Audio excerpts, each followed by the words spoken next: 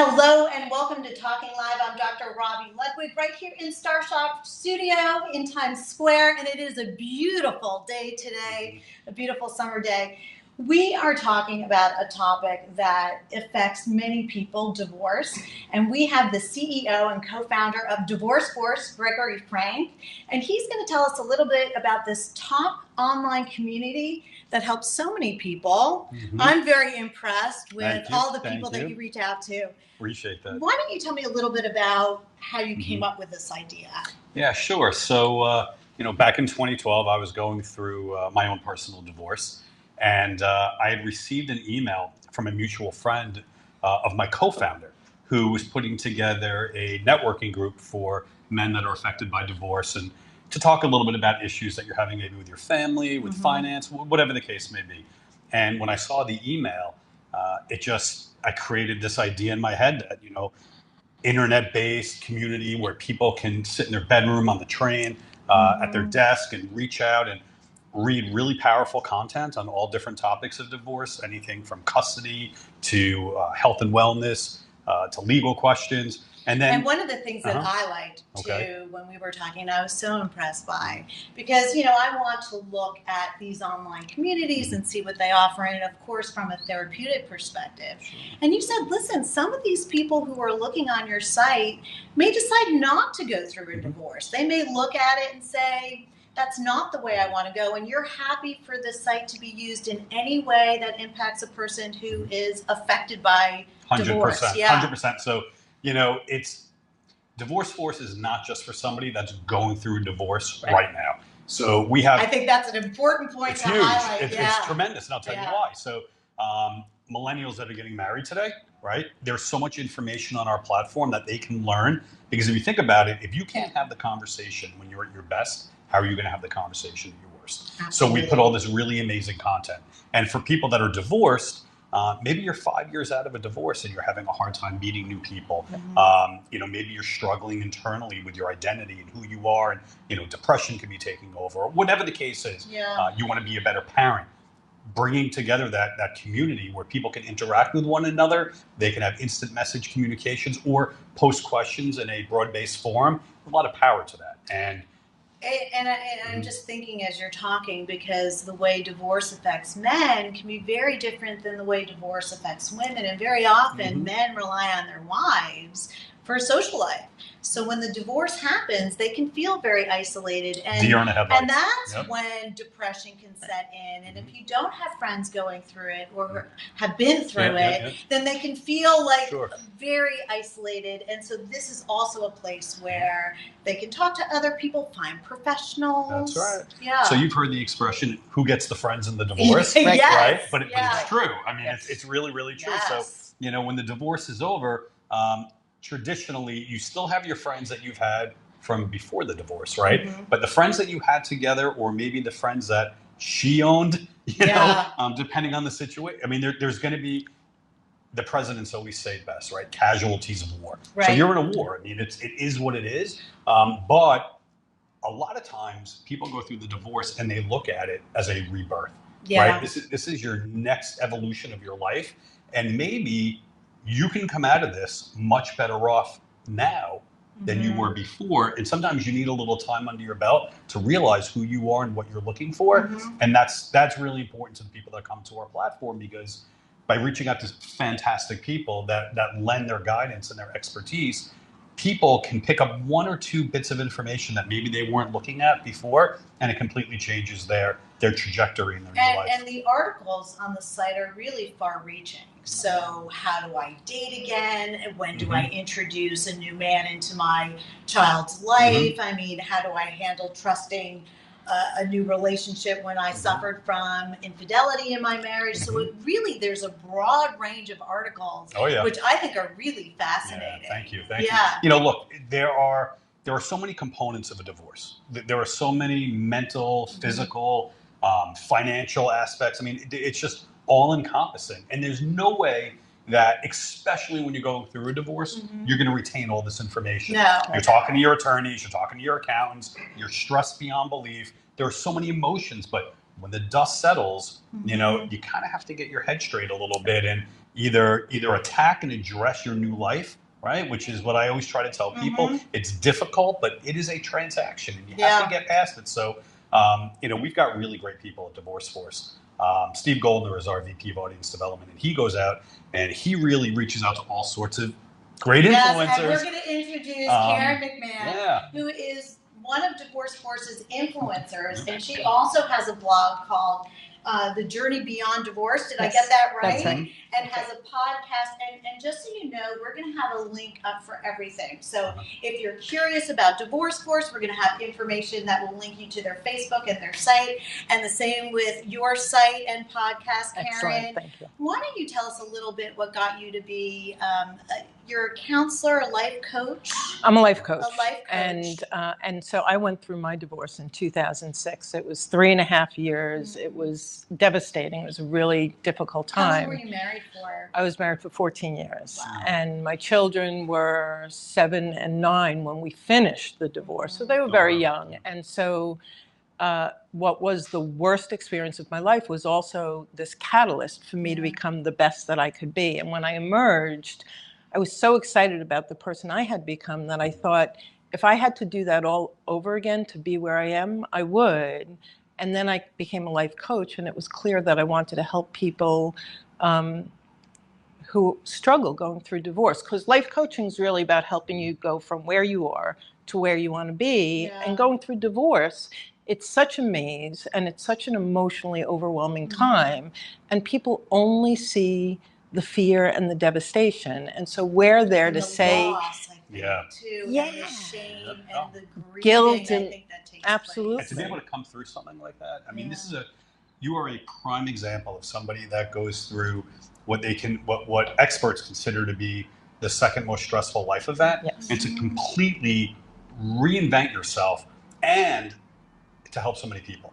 Right. So that's, you know, and I think that's unbelievable. And that's what we try to explain to people is this can be a catalyst for you to reinvent yourself and to actually that your best chapters can be ahead of you, but only if you're willing to do the personal work. And one of the things people do is they're so focused on blaming and accusing their soon-to-be ex that they're not doing that work. And that's the shift we try and help people make. And I think it's hard in the beginning, right?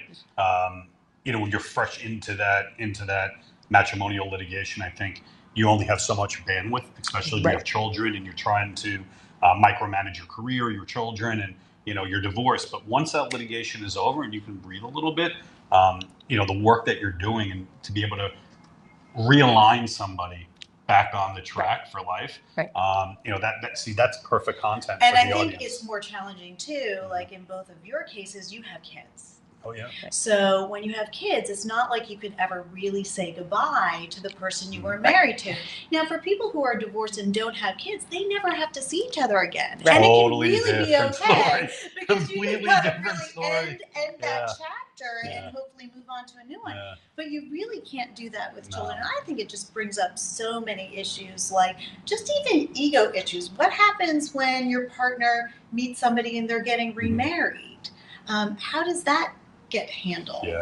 Listen, that's that topic right there is at the top of my list. And you know, with some of the things that I'm looking to accomplish through DivorceForce, you know, the way that custody laws are written and the way that you know, the typical schedule is created, and a lot of the problems that at least I've seen that are created by that, you know, these are things I would love to change. And I think that in order to evoke change, you need to build a lot of people and have a strong sense of community behind it. Absolutely. So, you know, custody is something that's very near and dear to me. So what is it about custody that you're most focused on now? Because I know we were talking and you have come through to the other side and you speak to your ex-wife all the time. You've developed a good relationship with her. What do you think we need to look at when it comes to custody issues? Well,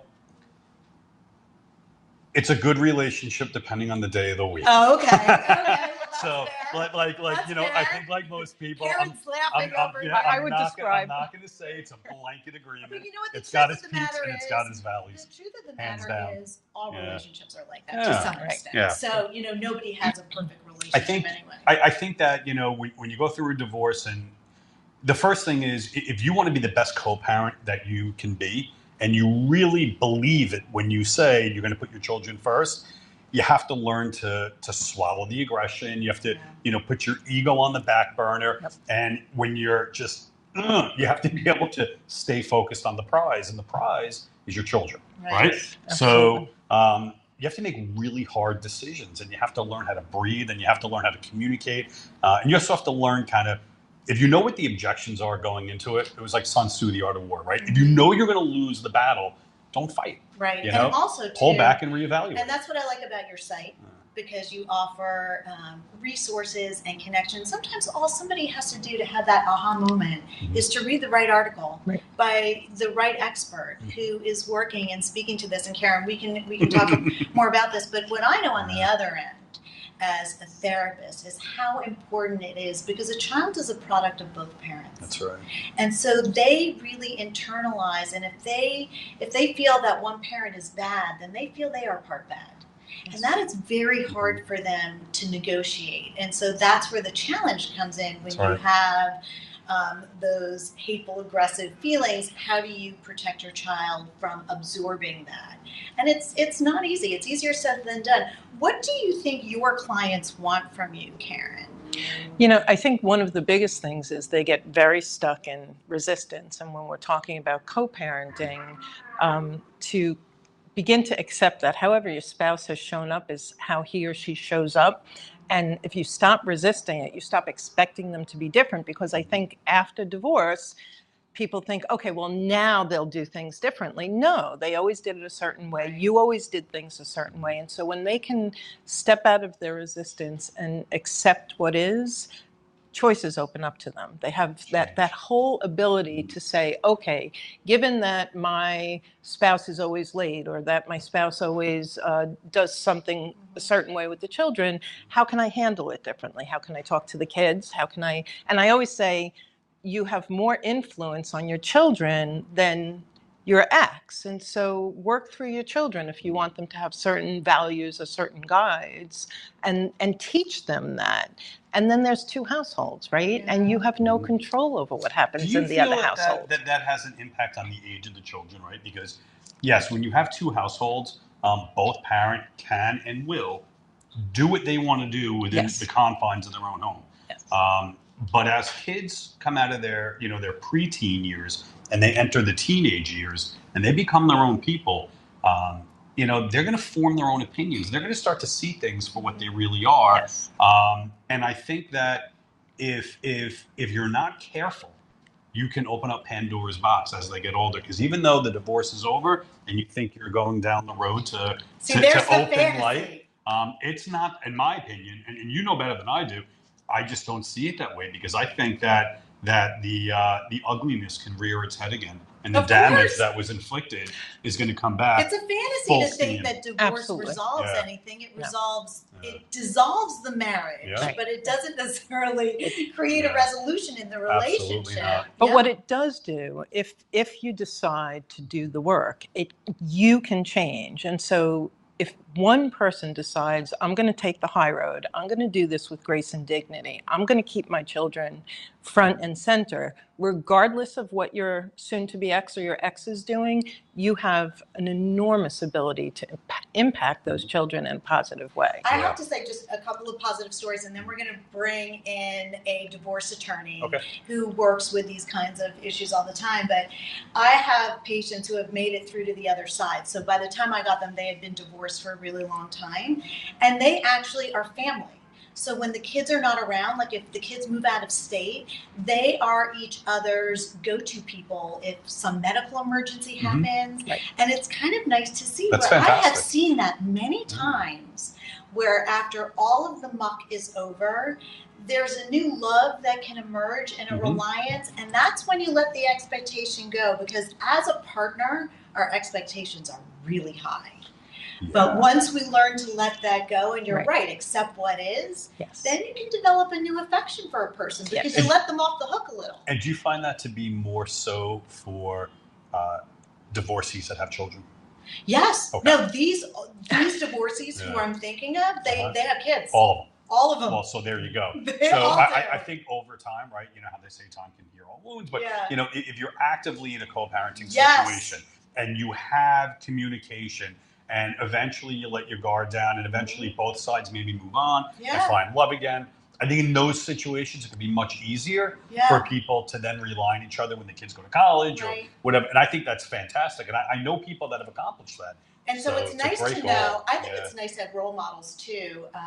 We have Ariana Huffington, who talks about her great relationship, and it was challenging. Let's bring in Janell Weinstein, who is my friend and also a divorce attorney. And I often ask her many questions whenever there's a celebrity in the news that's getting a divorce, just how things play out. And you're very realistic. What do you think your clients want from you? Well, you know, Bobby, just before we start, I found it really refreshing listening to everybody, listening to Greg, listening to Karen speak, because I get clients at that initial stage, the real ugly stage, where they're at their worst moments, their emotions are high, they're talking about finances, they're talking about children, and they may be the most irrational at that time.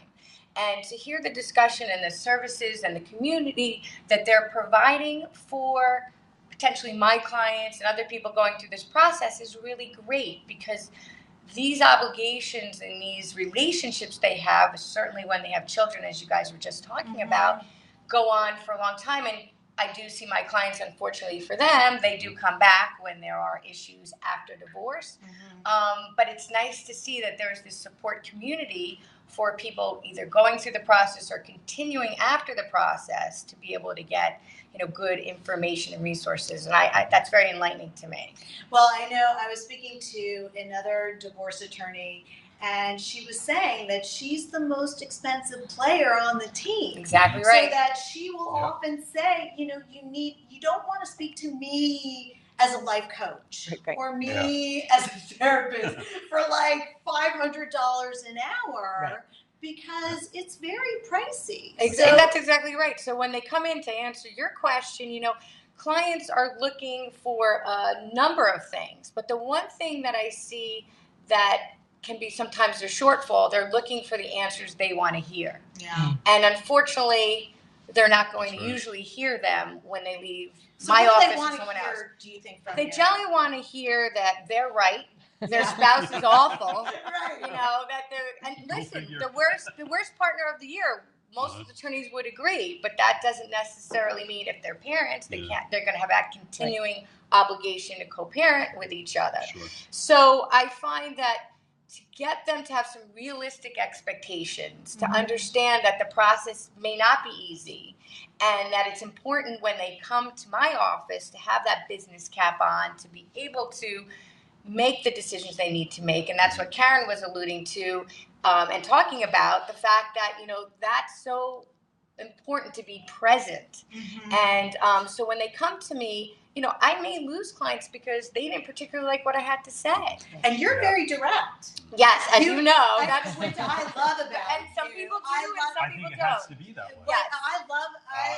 I will say, buyer beware. Like you've had, Janell was telling me about a situation where, I forget if it was the woman who was having an affair and left her husband, and then the guy just disappeared. You never told me you never told me the specifics, but concepts. Concept, and you were like, people really need to think about that, and it's think about the repercussions. Think about maybe what you think is better is not better, and you need to stop and think. And I thought that was a brilliant recommendation. I let them know that they're going to leave my office and their head's going to hurt. They may not hear, and they need to process.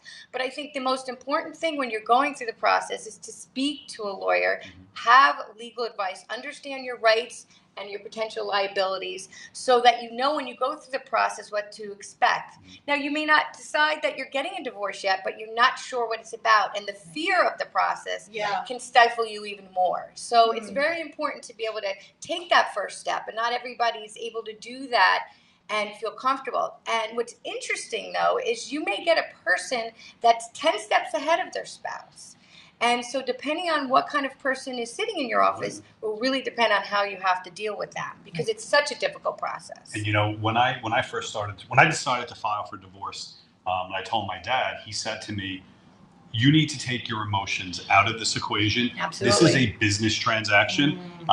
You know, and I was self-employed since I was 26 years old, and I sat down and I listened to him, and I'm like, you are 100% right, because if I let my emotions control what I'm about to, and I knew it was going to be a lengthy process, I had to kind of put those emotions on the back burner and look at everything from a macro level and say to myself, every decision that I'm going to make, every part of this agreement, everything my attorney is going to tell me, I need to decipher it in a business transaction. So I don't want to be coddled by my matrimonial attorney. I want to be told, here are your options, here are the possible outcomes, take this information and make decisions. So I'm right there with you. I like how you're saying it. Even as a therapist on the other side, when I'm working with clients, like I had one client, she was, you know, very upset about her child's father and felt that he should not get any custody. She should never be able to see the child ever again. And, you know, and I had to say, that's not the way it works. You know,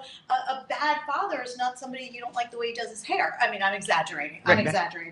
But, you know, that's not enough in order to change custody. So, and, you know, sometimes what you're saying is not always popular, and, you know, the recipient will not always like it, but it needs to be said. And I think that's where DivorceForce comes in too, because it can be more of that objective voice and the voice of reason. We're also the voice of hundreds of experts in the field, right? Yeah. So, you know, when we say, you know, the opinion of DivorceForce as a community, we do not put out our opinions. What we do is we provide a forum for people to communicate their experiences, but then we bring in experts across all different demographics that can lend their advice. And I mean, you know, if you go to the gas station and you go to 20 of them and 20 of them tell you, probably change your brake pads, change your brake pads.